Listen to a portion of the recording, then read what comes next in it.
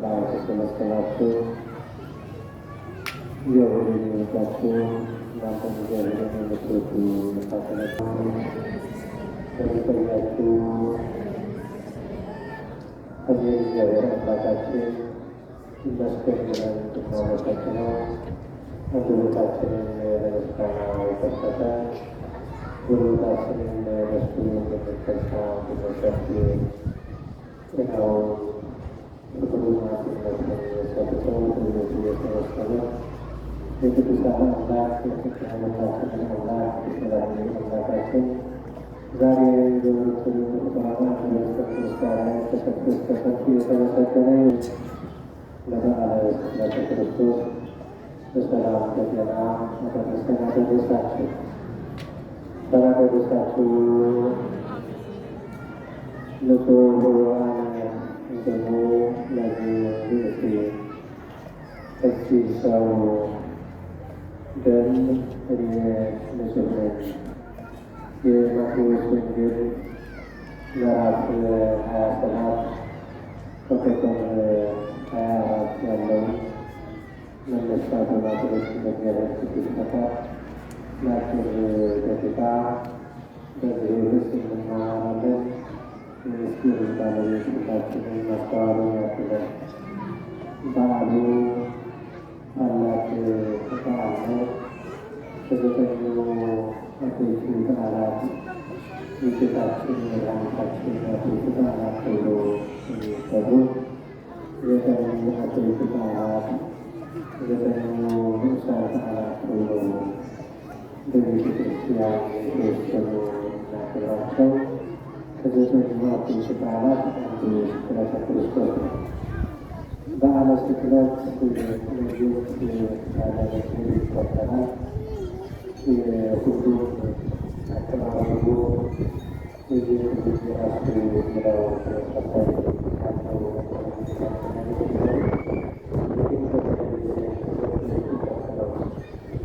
ከሁሉም በላይ አምላካችን ኢየሱስ ክርስቶስ ብዙ መከራ ተዋጊ መከራ የተቀበለበት ዕለት ነው።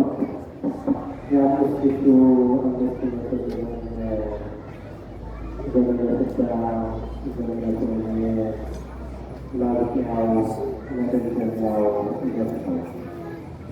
በዛሬው ዕለት አምላካችን ሊያድናቸው በመጣ ለእነሱ ብሎ ወደዚህ ዓለም የመጣውን ዓለም ግን ፈጣሪውን የሰቀለበት ዕለት ነው።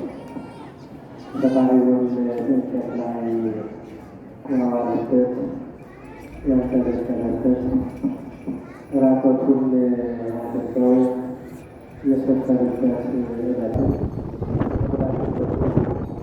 ሲመሰክሩ ሲያምሩ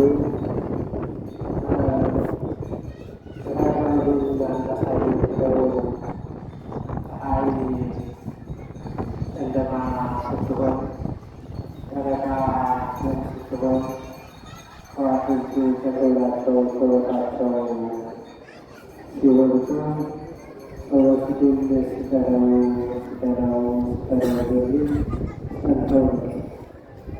ስለዚህ እሱቱ ተከሰተ። ሰዎች በሀገር የታወቀ ዓለም ያወቀው በነፍሰ ገዳይነቱ በዘራፊነቱ በዚህ በክፋቱ በርባንን ተብለው ሲጠየቁ ክርስቶስን ሲጠለው በርባንን ስጣ ነፍሰ ገዳዩ ነፃ እንዲወጣ ነፍስ አዳኝ ደግሞ እንዲሰቀል እንዲገደል የተደረገበት ቀን ነው። ለዚህ ነው ጲላጦስ ቅድም ደረሳችን ሁለት ነገሥታት ነበሩ በጊዜው የነበሩ ጲላጦስና ሄሮድስ የሚባሉ ሄሮድስ በገሊላ ኢየሩሳሌም ደግሞ ጲላጦስ የሚባል ነበረ እና ሁለቱ በግዛት ምክንያት እኔ ይገባል በማለት በዘመናቸው ሁሉ ተስማምተው አያውቁም። ተብለብሶባቸው ይኖር ነበር። በክርስቶስ መስቀል ጉዳይ ግን ሁለቱ ተፋቅረዋል። እኔ ሲፍረድበት እያሉ ያመላልሱት ነበር። ስለዚህ ጲላጦስ ምንድነው መጨረሻው የሕዝቡን አድማ የሕዝቡን ሁሉ አንድ ሆነው ስቀለው ሲሉ ክርስቶስ ያልከው የቄሳር ተላላኪ አይደለም፣ የቄሳር አዛዥ አይደለም እያሉ ጩኸት ሲያበዙ ውሃን አምጥቶ በመካከላቸው እኔ ከዚህ ጻድቅ ሰው ንጹሕ ነኝ፣ እኔ ከዚህ ጻድቅ ሰው ንጹሕ ነኝ፣ እናንተ ግን አንቱም ለልክሙ አይምሩ ለርእስክሙ፣ እናንተ ራሳችሁ ሆነ። እነሱ ግን ደሞ ላይ የሚሉ ነው የእሱ ደም በእኛም በልጆቻችን ይሁን ብለው ፈቸው ባለዋልበት የሰቀልተ ጊዜ የክፎች ልጆች ተብለው እንዲጠሩ በእነሱ መርገም እንዲኖሩ ደሙ በእኛም ይሁን ብለው ፈሩ። ክርስቶስ እንዲሰቀል ተፈረደ። ክርስቶስ አመጣጡ ዓላማው ሊሰቀል፣ እነሱ ባይሰቅሉትም ባይቸነክሩትም ምስማር ባያዘጋጁም እንጨት ባያዘጋጁም ክርስቶስ የመጣው መጀመሪያ አዳም ቃል ኪዳን ሲሰጠው ሐሙስ ዕለት ወመንፈቃለ ዕለት ትወለድ ወለተወለድ ተወልድ ውስተ መለክቱከ ወከሙን ሕፃነ በእንቲአከ ወትቤዝዎ በመስቀልዮ ሞቴ፣ በ5 ቀን ተኩል ከልጅ ልጅ ተወልጄ ተሰቅዬ መከራ ተቀብዬ ሙቼ አድነሃለሁ ብሎ ቃል ይገባል። ስለዚህ ክርስቶስ ገና ሲወለድ ገና ሲጸነስ ለመሰቀል እንደመጣ ያስረዳል። ሊሰቀል ነው የመጣው፣ ሊሞት ነው የመጣው።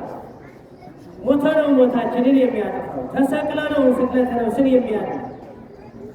በመስቀል በእንጨት የመጣውን መከራ በእንጨት ሔዋን አትቢ የተባለችውን አዳምና ሔዋን አትንኩት አትብሉት የተባሉትን ዕፀ በለስን በልተው ያመጡትን ኃጢአት በእንጨት ለመመለስ በእንጨት ለማጥፋት በአምሳለ በለስ ረገማን ኃጢአት በበለሲቱ ምክንያት ኃጢአትን ረገማት ተብሎ እንደተጻፈው ኃጢአትን ለማጥፋት ወሰአረ መርገመ በዲበ ዕፀ መስቀል ወአብጠለ ሞተ በውስተ ሲኦል ወነሰተ ሙስና በውስተ መቃብር። መርገሙን መርገመ ነፍስ መርገመ ሥጋ የነበረውን በእንጨቱ ለማጥፋት ተሰቅሏል። ሊሰቀል ነው የመጣው። እንኳን ቤተ አይሁድ በሲኦል የነበሩ ነፍሳትን በዚህ ሰዓት በዕለተ ዓርብ ስቀለው ብለው ተሳትፈዋል። ምክንያቱም ክርስቶስ ካልተሰቀለ እኛ አንድንም።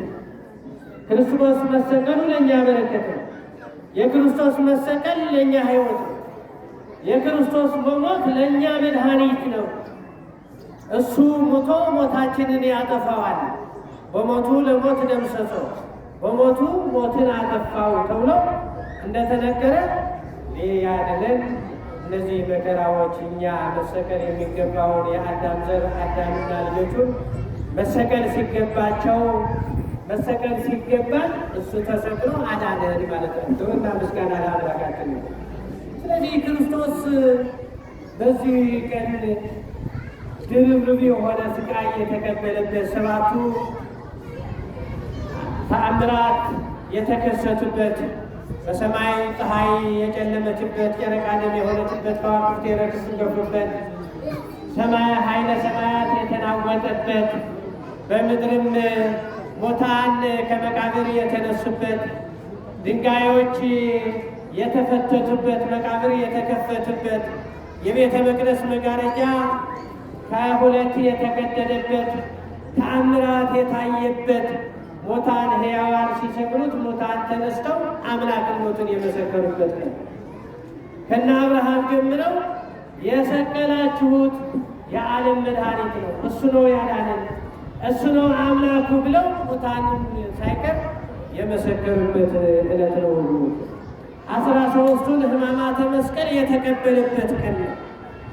መከራው ብዙ ነው። ያው በመስቀሉ ላይ ሆኖ በችንካር ተቸንክሮ ጎኑ በጦር ተወግቶ ደሙ እየፈሰሰ ደሙ እየተንተፈተፈ አባ ሰረገሙ ስለዚህ ያምሩ የገብሩ የሚያደርጉትን አያውቁትምና ይቅር በላቸው ብሎ ይቅርታ አይጠይቅም። ይቅር ያለን ቀን እሱ እየሞተ ለእኛ ሕይወት፣ እሱ መከራ እየተቀበለ ለእኛ ድነት ይለብን ይቅር አለን፣ በመስቀሉ ይቅር አለን። ስለዚህ የተወደዳችሁና የተከበራችሁ ይህን ታላቅ በዓል ለሌሎቹ አበይት በዓላት በማህሌት በቅዳሴ በቁርባን በመቀበል የሚከበር አይደለም፣ በስግደት የሚከበር በዓል ነው። በስግደት ሁሉም ሕዋሳት የሚንበረከኩለት ታላቅ በዓል ነው። ስጋችን የስጋ ስግደት በስግደት በጾም ስጋ የስጋ ግብር የተመለከለበት ዕለት ነው። በነፍሳችን ደግሞ በጸሎት ነፍሳችን የጸሎትን የነፍስን ጸሎት የምንጀምርበት ዕለት ነው። በምጽዋት ድሆችን በመዘከር የቤተ ክርስቲያን በዓሉን በማድረግ ደግሞ የገንዘብ ግብር የምናደርግበት ታላቅ በዓል ነው። ስለዚህ የተወደዳችሁና የተከበራችሁ የእንኳን በዓል በሰላም በጤና ተመልሳችሁ በዓሉ የሰላም የፍቅር አንድነት ያድርግልን። በሰላም ሳይሆን አስብስሞ በሰላም በሰላም ያድርሰን። እኔ ሰው ደም የትግናይ ሁላችንን አምላካችን ከሰው ያሳ ያለን ዮሐንስ አንሎ ቃሉን ያስተማሩ የአገልግሎት ዘመናችን ያዘነለ